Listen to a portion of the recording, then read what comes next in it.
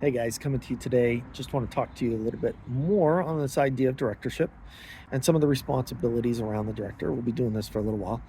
But today I want to talk about mentorship and the importance of a leader being a mentor. And I think that it's pretty much a given that when you're a leader, there's a mentor element to the job. So I don't have to talk a lot on that task. Just remember that a mentor is someone who provides guidance, very similar, I think, synonym to leader. Uh, we'll get into servant leadership a little bit, but this idea of coming under someone, supporting them, serving them, guiding them, helping them along the way, it's a great mindset. But to really kind of hone in on that, I need to talk about a few things that a leader is not.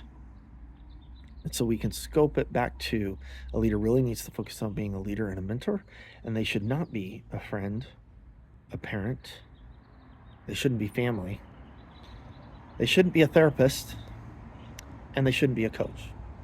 Now, I'll eliminate that one real quick. There are going to be times where you're going to want to come alongside someone and coach them. But let's remember what the leader does first.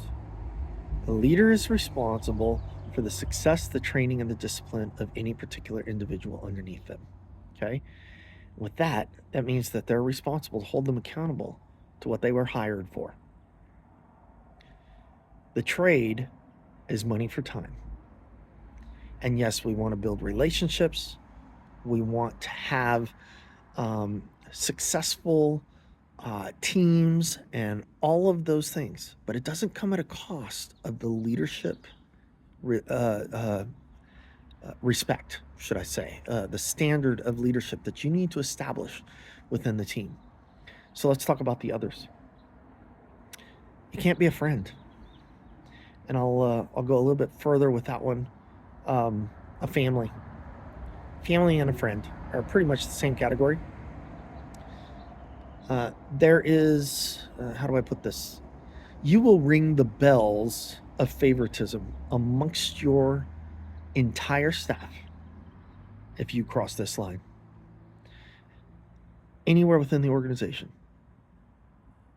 Clearly, you don't do it hierarchically, but anywhere within the organization, there will be, and I'm gonna say, you will ring the bells loudly of favoritism amongst the entire staff when you hire in friends or family.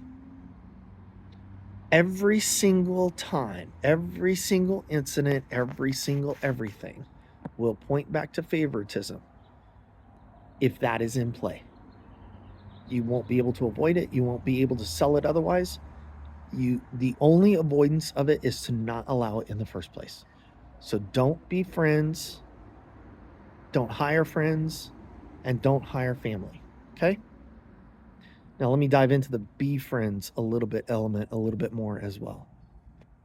When you become friends with your people, you give up the leadership respect. I'm pausing a long time there because I want you to understand this intently.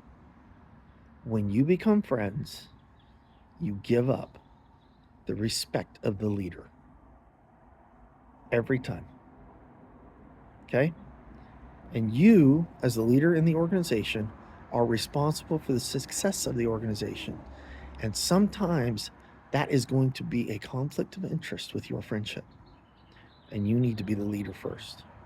And are you prepared for that moment when you've developed this wonderful friendship with that person and you have to say to them, you're not doing the right job.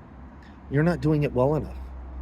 Or I have to let you go for this reason or that reason. Or whatever the case may be. Are you prepared for those conversations? You need to prepare yourself for all of that if you're crossing this line. I'm encouraging you not to do it.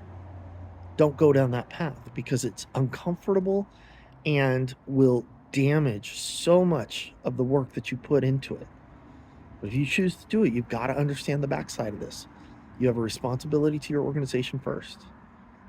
And that is going to become a conflict of interest for your friends, for your family. The other things, a parent, a therapist, or coach. I talked about coach. We've talked about friends and family. So let's talk about parenting. You're not a parent. Okay. I know this one seems obvious, but a lot of times, especially, well, how do I say this? Your generation will inherently have issues with the next generation. Every single one of them does. And it's because the parenting becomes less and less accountable as the generations move forward.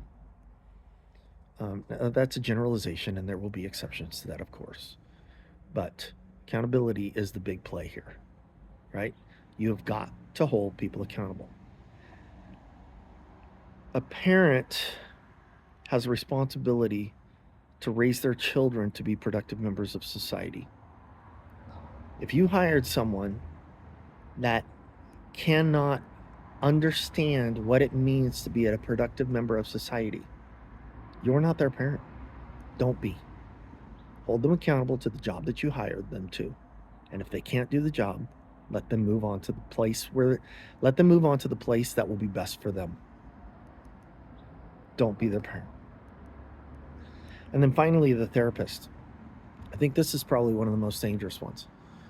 Anybody who's empathetic, who has a level of EQ that is worth their weight in gold,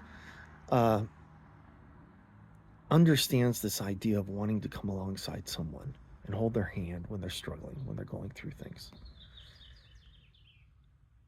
It puts you into another conflict of interest when you're trying to do that.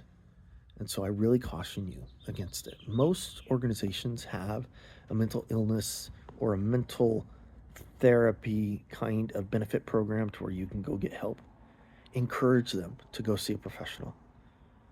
Of course, you can come alongside, you can mentor, you can do a little bit of teeny bit of coaching, be the mentor they need, get them to a therapist. When you become the therapist, when you become the minister, when you become the person who comes alongside them trying to professionally help them, even if you're trained, you create a conflict of interest in your relationship as the leader. And you cannot hold them accountable to the things that they need to be held accountable to, because you're more focused on the ministry aspect of things than you are on the leadership of your organization. So focus in, be the leader that you need to be, nothing more, nothing less.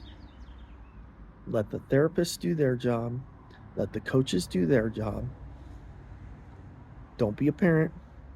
Let the parents do their job, even if they didn't. Don't be a friend. And definitely don't be family. So with that, remember your role is to lead. Nothing more, nothing less. Have a great one.